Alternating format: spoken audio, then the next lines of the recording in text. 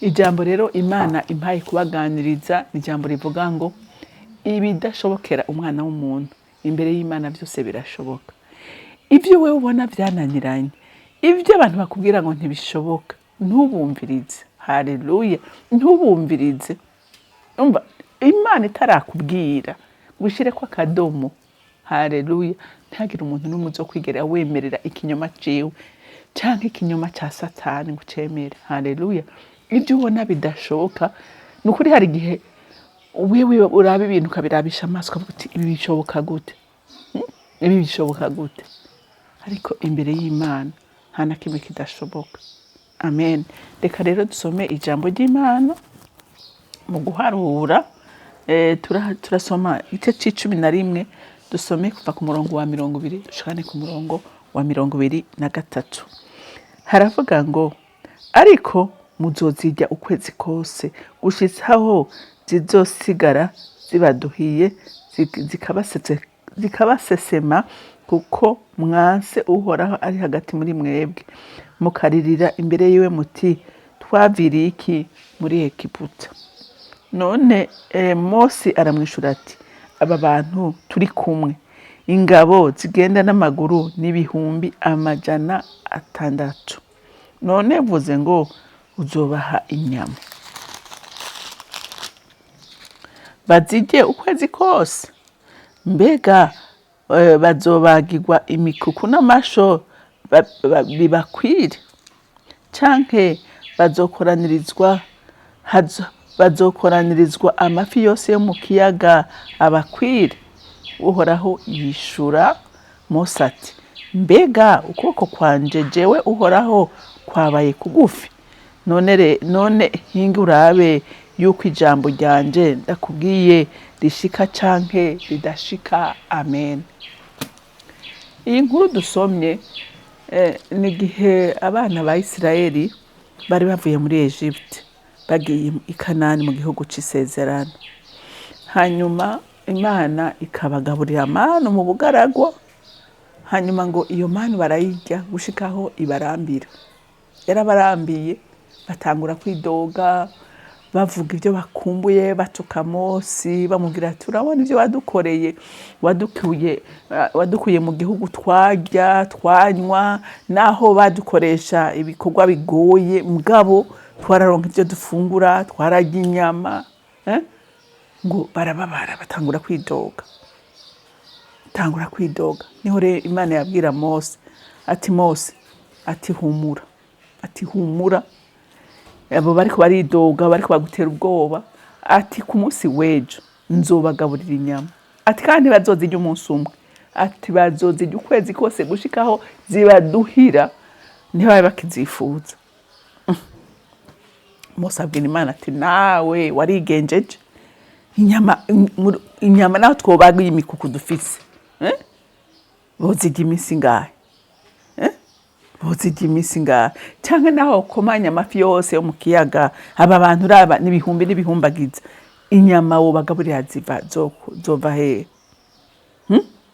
Zova hehe? Byoshoboka gute?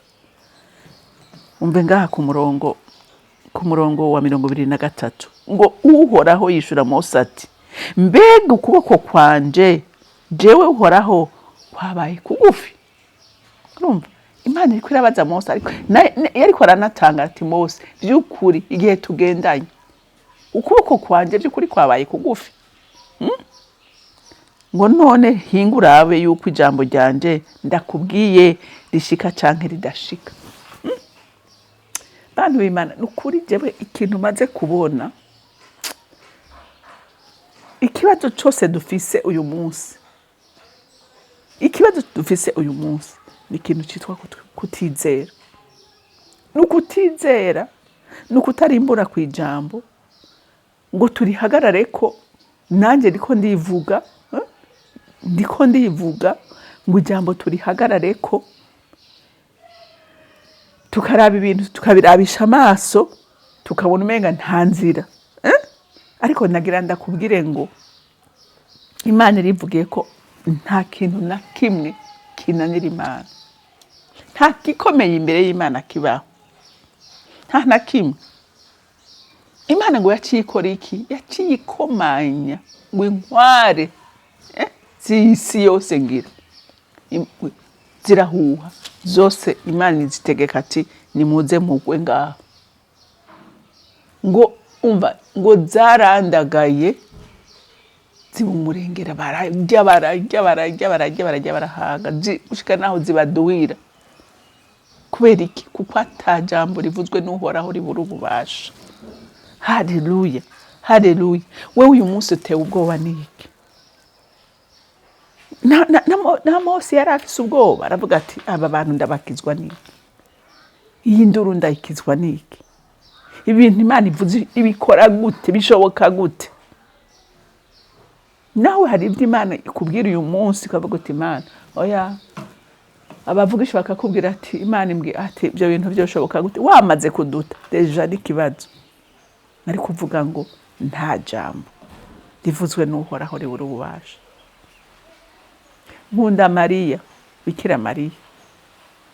Umumarayika aje akamubwira ko agiye gusama inda y'umukiza.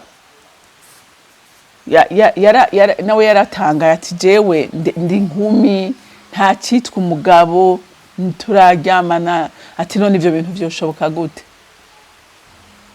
Umumarayika aramubwira atumviriza, ati igitutu cy'isumba byose kizokuzako, hama mpemu Imana gutwikira, hamusamo uyo mwana mu bushobozi bwa mpemu yera. Yaciye abyizera uko, aravuga ati uko bivuze bibuko, ati kuko ndabizi neza ko atajambo rivuzwe n'Uhoraho ribura ububasha. Tugira iyo mutima wari muri natwe, icyo Imana ivuze ndetse si n'ikivuze gusa, nico twizeye twebwe, nico twifuza twebwe, tugihagarare ko tuvuge ngo Mana ndashaka kwibiba. Kuko hinge nkubwire, akanwa kawe nakanje kararema. Kuko Imana yavuze ngo ndabashyize mwemu yanje mu rutumana duto. Ibyo tuzovugisha akanwa tukabyizera, Imana izobishitsa. Eliya yari yaravye ibyaha biriko birakogwa, aravuga ati no, ibi bintu ntibishoboka ko umwami n'abantu biwe bakora ibyaha bingana gutya. Aramubwira tumve nkubwire, ati kwera ibyaha mukora, ati ndagira ntanga ibihano, ati Imana imvura ndayihagaritse imyaka 3 n'amezi 6. Ntaho Bibiliya itubwira ko yari yasenze, ntaho Bibiliya itubwira ko Imana yari yamubwiye ngo vuga ibi. Yaratuye hamarizera ko ibyo avuze biba. Imana mwijuru yabikora kubera ukwizera kwa Eliya. Rero natwe tugira ukwizera, tumenye ko atakintu na kimwe kinanirana imbere y'Imana. Nibyo tubona biterwa tuvuge ngo Imana atakira bivuga ko haracyari ibyizigiro ko bishobora guhinduka. Haleluya. Mose araduta ati bishoboka gute? Nawe uyu munsi ushaka kuvuga ngo ibi byo hinduka gute?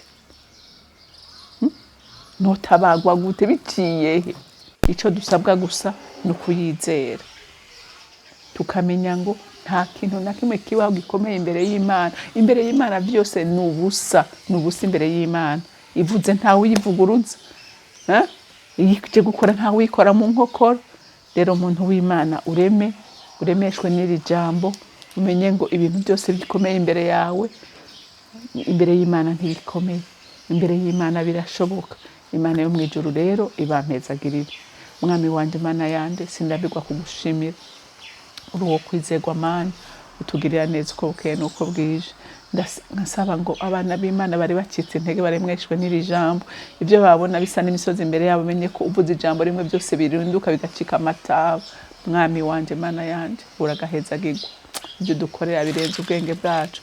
Reka rero ngushime kandi ngushimagize, hama icyubahiro cyose gikomeze kuba icawe. Mu izina ry'Umwami wacu Yesu Kristo seze nizeye kubyumvise. Amen, amen. Mwarahezagiwe, mugira umunsi mwiza.